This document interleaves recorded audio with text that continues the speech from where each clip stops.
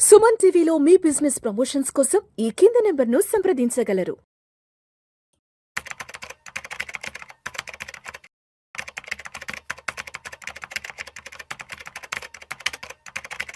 నమస్తే రేవంత్. నమస్తే sir. Welcome to Vishnu talks. Thank you so much for being with Vishnu talks Revanth. Most welcome. So Revanth, ఈ podcast వీడియోలో కాస్త ఎక్స్క్లూజివ్గా చిల్డ్రన్ ఎడ్యుకేషన్కి సంబంధించి మన ఇన్వెస్ట్మెంట్ ప్లాన్ ఎలా ఉండాలి అన్న దాని గురించి కొంచెం డీటెయిల్గా మాట్లాడుకుందాం రేవంత్. షూర్. రేవంత్, మనం స్కూల్కి వెళ్ళే రోజుల్లో, మన స్కూల్ చదివే రోజుల్లో మన నెలవారీ స్కూల్ ఫీజు 100లో ఉండేది నాకు తెలిసి. ఓ 400, 300. అవును. మంచి స్కూల్ అయితే ఒక 500, 600 ఉండేది. అవును. తర్వాత మనం కొంచెం ఇంటర్మీడియట్ డిగ్రీకి వచ్చాక అప్పట్లో మన కాలేజీ ఫీజులు సంవత్సరానికి ఉండేది. అవును. అప్పట్లో 4,000, 5,000, 6,000 ఉండేది. అవును. దాని తర్వాత ఎంబీఏలు, ఎంసీఏలు, బీటెక్లు అంటే సంవత్సరానికి 1,00,000, 1,50,000 ఉండేది. అవును. బట్ ఇవాళ చూస్తే ఒక ఇంజనీరింగ్ చదవాలంటే కనీసం ఒక 15, ఒక 20 లక్షలు చేతిలో పెట్టుకోవాలి. ఇవాళకి ఒక 20 లక్షలు అనుకుంటే 20 లక్షలు మినిమం 20 lakhs చేతిలో ఉండాలి ఇవాళ ఇంజనీరింగ్ పూర్తి అవ్వాలి అంటే. మరి ఇప్పటి నుంచి ఒక 10 సంవత్సరాల తర్వాత ఎంత ఖర్చు అవుద్ది ఒక హైయర్ ఎడ్యుకేషన్కి? ఇప్పటి నుంచి ఒక 15 సంవత్సరాల తర్వాత ఎంత ఖర్చు ఉంటుంది ఏంటి? ఇక్కడ ఇన్ఫ్లేషన్ అనేది అసలు ఎలా వర్కౌట్ అవుతుంది? ఇప్పటి నుంచి ఎవరైతే పిల్లల ఎడ్యుకేషన్కి సంబంధించి ఏదైనా ఒక మంచి ఇన్వెస్ట్మెంట్ ప్లాన్ తీసుకుందాం అనుకుంటారో, అండ్ రీసెంట్గా మ్యారేజ్ అయ్యి పిల్లల్ని కనాలన్న ప్లానింగ్లో ఉన్నవాళ్ళు, లేదంటే ఇప్పుడిప్పుడే చిన్న చిన్న కిడ్స్ ఉన్నవాళ్ళు, నెక్స్ట్ ఒక 10 to 15 yearsకో, లేదంటే ఒక 10 to 16, 17 years తర్వాత అప్పటి ఖర్చుల్ని దృష్టిలో పెట్టుకొని ఇప్పటి నుంచే ఒక ఇన్వెస్ట్మెంట్ ప్లాన్ చేసుకోవాలి అనుకుంటే ఎటువంటి ఇన్వెస్ట్మెంట్ ప్లాన్స్ చేసుకోవాలంట? ఇప్పుడున్న జనరేషన్లో ఎడ్యుకేషన్ ప్లానింగ్ అని అంటే పిల్లల్ని ఇప్పుడు ఏ స్కూల్కి పంపిస్తున్నాం అనేది పరిమితం. పిల్లల్ని మంచి స్కూల్కి పంపుతున్నాం, మంచి ఎడ్యుకేషన్ ప్లానింగ్ చేసాం, మనం వాళ్ళకి మంచి ఎడ్యుకేషన్ దొరుకుతుంది. నాకు అది చూసినప్పుడు కొద్దిగా ఆశ్చర్యం అవుతూ ఉంటుంది. మంచి స్కూల్కి పంపుతున్నారు. నేను కొంతమందితో మాట్లాడినప్పుడు స్కూల్ ఫీజులు ఎంత అని అంటే సంవత్సరానికి 3 లక్షలు, 3 లక్షలు, 4 లక్షలు. ఇద్దరు పిల్లల్ని స్కూల్కి పంపితే దాదాపుగా 6 లక్షలు ఖర్చు అవుతుంది. 6 లక్షలు అంటే నెలకు వచ్చేసరికి 50,000. సరే, ఇక్కడ మన శాలరీ ఎంత అని అంటే అప్రాక్సిమేట్గా ఒక 2 లక్షల రూపాయలు అని అనుకుందాం. అదే 2 లక్షలు కూడా లేవు. ఆ రేంజ్ ఫీజు కడుతున్నప్పుడు ఒక 2 లక్షలు అనుకోవాలి.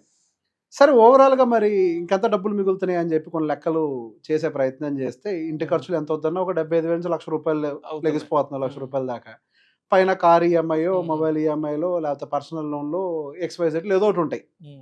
ఇక్కడ వీళ్ళు ఎడ్యుకేషన్ ప్లానింగ్ అని అంటే ఇప్పుడు పెద్ద స్కూల్కి పంపిస్తే ఎడ్యుకేషన్ ప్లానింగ్ అయిపోయిందని అనుకుంటున్నారు. కానీ అసలు ముసల పండగ ఉంది రానున్న రోజుల్లో. ఇప్పుడు 3 లక్షలు కడుతున్నారు, సరే, ఒక స్థాయి స్కూల్ వాళ్ళకి అప్పచెప్తున్నారు అంటే ఆ స్కూల్లో చదివిస్తున్నారు, సరే. ఆ తర్వాత అదే స్థాయి ఇంజనీరింగ్ కాలేజీలో చదివించగలుగుతారా?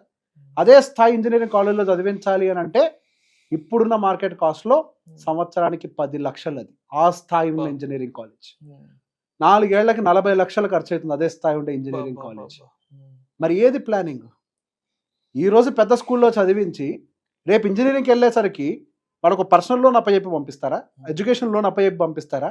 లేకపోతే నాకు అంత స్థాయి లేదు బిడ్డ, నువ్వు నార్మల్ ఇంజనీరింగ్ కాలేజ్లో చదువుకో అని చెప్పేసి వాడి స్థాయి తగ్గిస్తారా?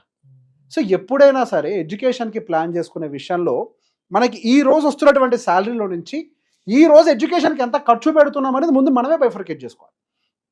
కిడ్స్ కోసం పర్ కిడ్ 10%కి మించి మీరు ఖర్చు పెడుతున్నారు అని అంటే, ఖర్చు నేను చెప్పేది స్కూల్ ఫీజు ఒకటే కాదు, ఇంక్లూడింగ్ ఎవ్రీథింగ్, పర్ కిడ్ 10%కి మించి ఎక్కువ పెడుతున్నారు అని అంటే వాళ్ళ భవిష్యత్తులో వాళ్ళకి హైయర్ ఎడ్యుకేషన్ చేయడానికి వాళ్ళ దగ్గర డబ్బులు ఉండవు. ఇప్పుడు 2 కిడ్స్ ఉన్నారు అనుకోండి, ఒక కిడ్కి 10, ఇంకో కిడ్కి 10, వాళ్ళకి 2 లక్షల జీతం వస్తుంది అనుకుంటే అక్కడే వాళ్ళకు 20% పోయింది. ఓకే, దాదాపు వాళ్ళు ఒక 40,000 తీసేశారు అక్కడి నుంచి. తర్వాత ఇంటి ఖర్చులో 1,00,000 రూపాయలు అనుకోండి, 50% గాను, 50 + 20 70% గాను. బేస్ కేస్ సినారియోలో 10% ఈఎంఐలు ఉంటాయా? బేస్ కేసులో ఆ కార్ ఈఎంఐ ఏదో ఒకటి 80% గానా? 20% ఇంకేం సేవ్ చేస్తారండి?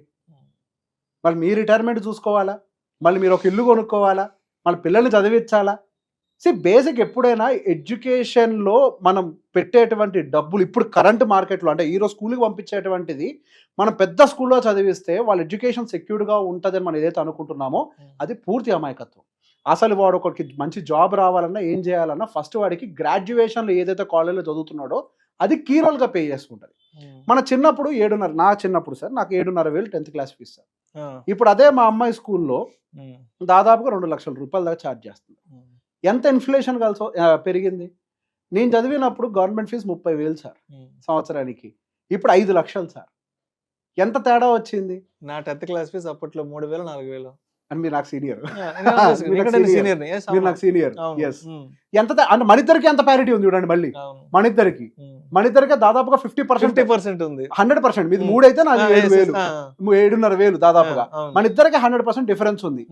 మరి ఈ పిల్లలు ఆ స్థాయికి వెళ్ళే టైంకి ఎంత డిఫరెన్స్ వస్తుంది సార్. ఇప్పుడుండే జనరేషన్ వాళ్ళు పిల్లల్ని పెద్ద స్కూల్లో చేర్పించడానికి వాళ్ళకేదో క్వాలిటీ ఎడ్యుకేషన్ వస్తుందని అసలు రీజనే కాదు. ఇప్పుడు పిల్లల్ని పెద్ద స్కూల్లో వేయటం అనేది ఒక స్టేటస్ సింబల్గా మారింది.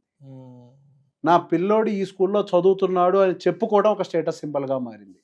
స్టేటస్ సింబల్ కోసం పిల్లల్ని మన స్థాయికి మించిన దాంట్లో వేసి ఫీజులు కడితే ఈ రోజుకి అది పరిమితం అవుతుంది. భవిష్యత్తులో మళ్ళీ వాళ్ళ జీవితం అంధకారంగా మారుతుంది. ఎర్లీ ఏజెస్ నుంచే వాళ్ళ స్కూల్కి ఈ రోజు మీరు నెలకి 10,000 ఖర్చు పెడుతున్నారు అని అంటే భవిష్యత్తులో రాబోయేటువంటి ఎడ్యుకేషన్ కోసం కూడా 10,000 సేవ్ చేయాలి కదా ఈ రోజు నుంచే. మీరు ఇంకొక 10,000 కూడా సేమ్ కిడ్ కోసం సేవ్ చేయగలుగుతున్నారు అని అంటే then effort that big school.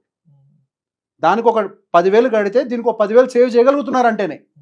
మీరు అది సేవ్ చేయలేకపోతున్నారు వాళ్ళ నెక్స్ట్ ఎడ్యుకేషన్ కోసం అని అంటే you are in a wrong path. పిల్లల ఎడ్యుకేషన్ కోసం మరికొంతమంది చేసే పెద్ద మిస్టేక్స్. ఏదో పాలసీస్ ఉంటాయి, ఎడ్యుకేషన్ పాలసీస్ అని, ఎడ్యుకేషన్ ప్లాన్స్ 7% రిటర్న్ ఏదో డెలివరీ చేస్తూ ఉంటాయి.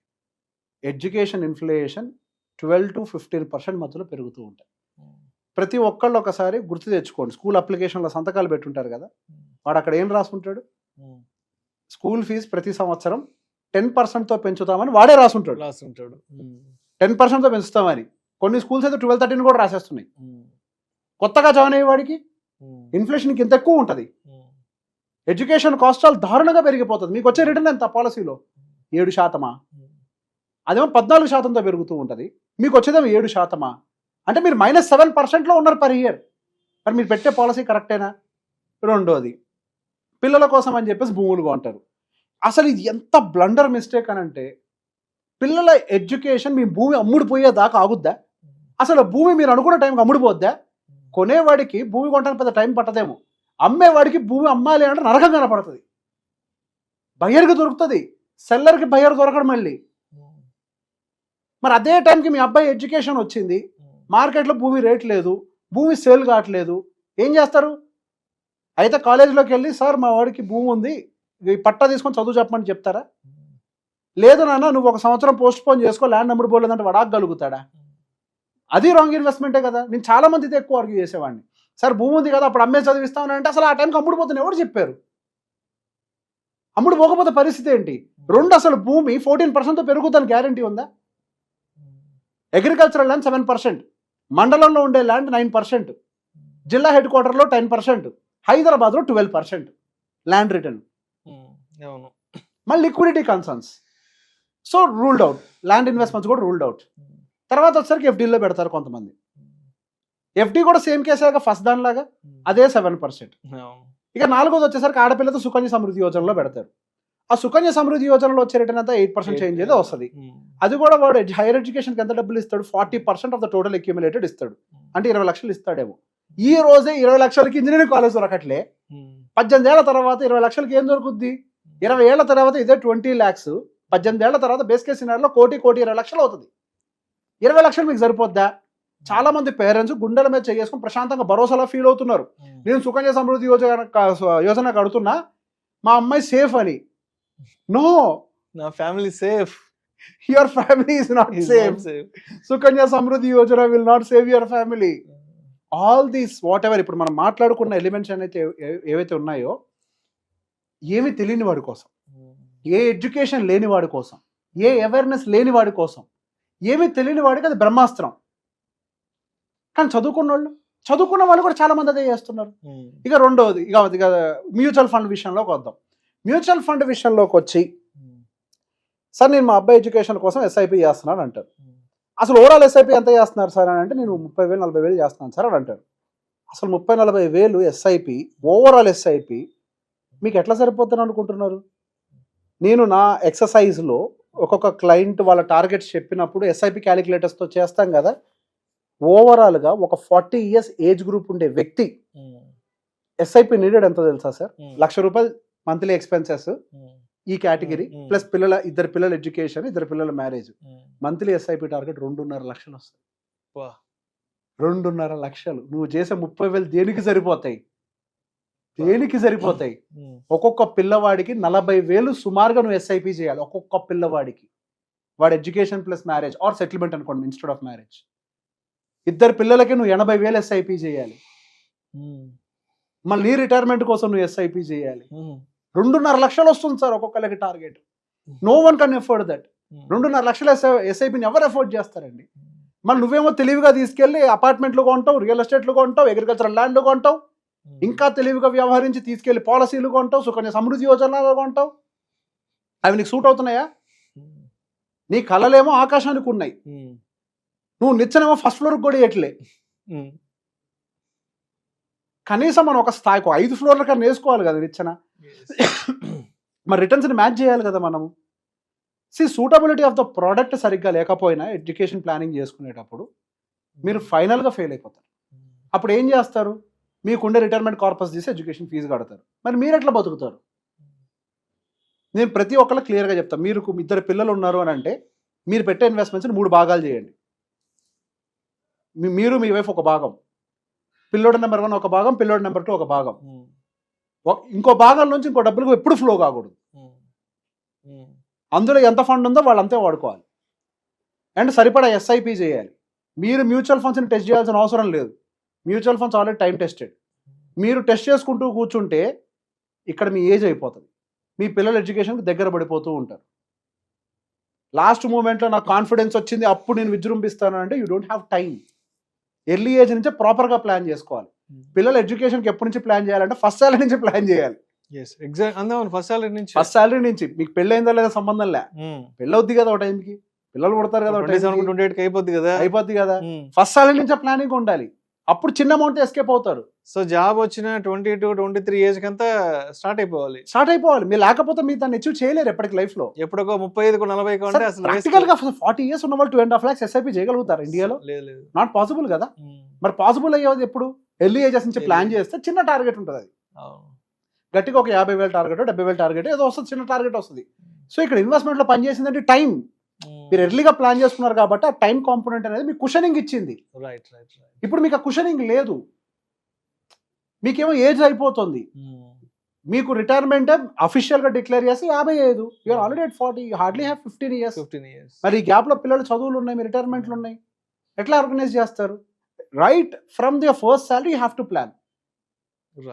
జీవితంలో ఎవరితో మాట్లాడటం కష్టం అని అంటే ఆ ఏజ్ గ్రూప్తో మాట్లాడటం మళ్ళీ కష్టం. వాళ్ళు వినరు, వాళ్ళేమో అసలు వినరు. వీళ్ళకేమో అర్థమయ్యే టైంకి వయసు అయిపోయి ఉంటుంది. ఇది మారాలి అని అంటే, ఈ ట్రాప్ నుంచి బయటపడాలి అని అంటే ఎర్లీ ఏజెస్ నుంచి ఒక డిసిప్లిన్ ఎస్టాబ్లిష్ చేయాలి. అట్లీస్ట్ పడ్డవాళ్ళు వాళ్ళ పిల్లలకు నేర్పించాలి ఎలా ఫైనాన్షియల్స్ని మేనేజ్ చేసుకోవాలి.